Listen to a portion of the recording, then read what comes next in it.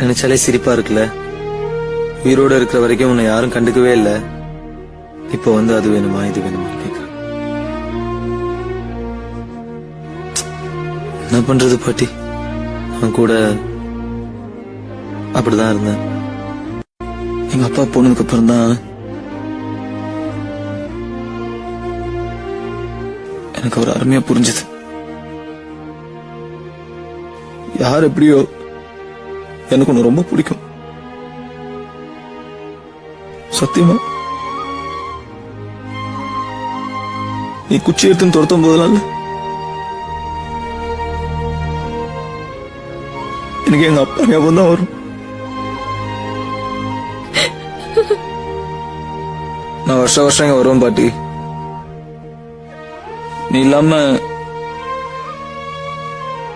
நான் என்ன பண்ணுவேன்?